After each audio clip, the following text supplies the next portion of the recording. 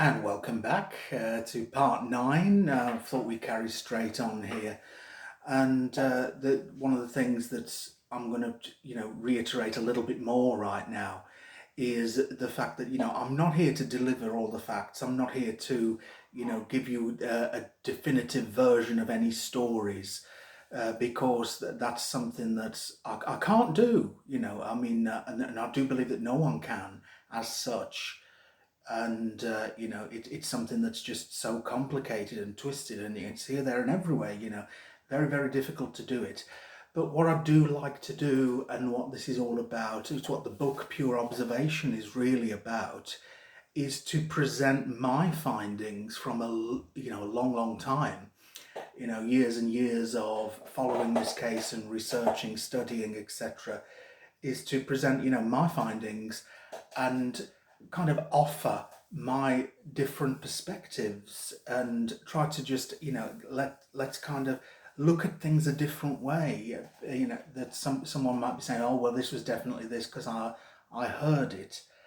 And I just like to say, well, yeah, come on, let's just look at that a different way, because there might be something else to learn here, and there might be a fairer, there might be a more logical way, there might be a more informative way to kind of take these certain things, and that's what it's all about. It's encouraging kind of wider, fairer perspectives. That's what we're all about here. Yeah, and so I mean, this is something that kind of goes without saying, is that there are people out there, quite a lot of people, I should think, and certainly quite a number that I've come across, who believe that the Amityville horror is a murder story, that it was a true life crime, that, was cloaked in one or two mysteries, such as that no one heard the gunshots, etc. That's something I'll talk about later on, or maybe in another video. The kind of sinister things surrounding it. That they will look at that as that was the Amityville horror, as far as they're concerned, because nothing else was real. They don't believe the love story, and they don't even give it the time of day. And that's all fine, of course it is, because as I keep saying, people can believe whatever they like. It's not obligatory, for us all to read from the same page. However, what I will say is that when it comes to that, there does seem to be a lot of hostility towards people who do believe otherwise. There does seem to be aggression, coming from people who say it was just a murder story. If you believe anything else, then you're stupid. Yeah.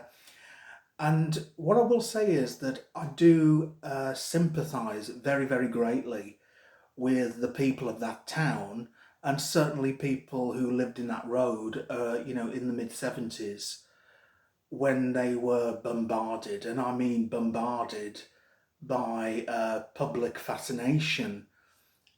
These people were just coming out in droves, because they were just desperate to see this house.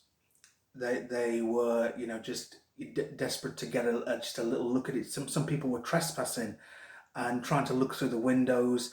They were breaking bits off the house, or bits from the land. They wanted to take a bit of the famous house home with them. And it was horrific by all accounts. And I have actually, been in contact with people who were there at the time, and do remember this, that people would park their cars on someone's lawn. There'd just be nowhere to park. You couldn't get down the road. People were just dumping their cars anywhere in desperation to see this, what had become a famous house. And it wasn't just fascination. There were people who went to extreme, I'm going to say sick extremes, of performing some kind of satanic rituals on the land that were involving sacrificing animals. And we're talking domestic animals such as cats. And this was witnessed by people, including children. So there's no way on this earth, could we condone that. There's no way we could say that that is acceptable in any way, shape, or form. Yeah. But what I will say is, that we get that out the way, that's been and gone, it's been really, really, hammered in that that's not acceptable. No one is wanting that, that is despicable behaviour. But there is still attention to the house, and that is something that's just never going away. People still come from all over the world to get a look at the famous house. Again, some of them will be looking and believing that this was the site of a famous mass murder, and they believe that that's all it actually was. That there was nothing supernatural or paranormal involved at any point. But then there are those who will go to the other extreme of, I want to get near that house and I want to kind of use a spirit box. I want to kind of, see if I can pick some energies up. And, it does go to the other extreme. People are there, wanting to connect or, kind of feel, they're wanting to do some kind of investigation. But of course, it's not possible to get in the house because it's a private house owned by a family currently. It always has been, by all accounts. It's never really stood empty, at least not for very long. But one thing I will say is, and this is something that brings us to something of a catch-22, is that sometimes, the resistance and the hostility from people of that town saying, we don't want visitors here, we don't want tourists coming to look at that house, we don't want them here, they've just got to go, they've got to stop believing in horror stories. In some ways, that makes people more intrigued. In some ways, that makes people more keen to want to get there and have a look for themselves. They want to be there. They want to have a picture or a selfie, outside, the famous horror house.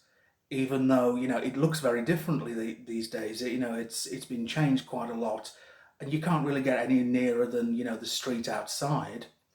But people still want to do it, and I do feel that maybe the people of the town should realise this. I mean, this is just my thoughts, just my theories and opinions, that, to be so resistant can actually create more intrigue.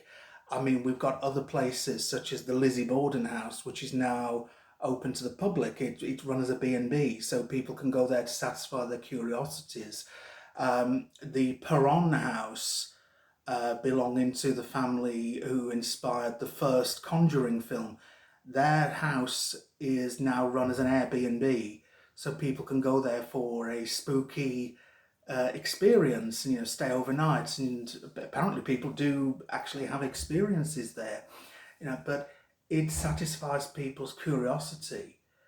When something is just kept so away, it does intrigue people more. It's almost like the taboo subject. It's what people are more keen and curious about, and so I do feel that it's catch-22. We don't want to be invading anyone's privacy. Of course we don't.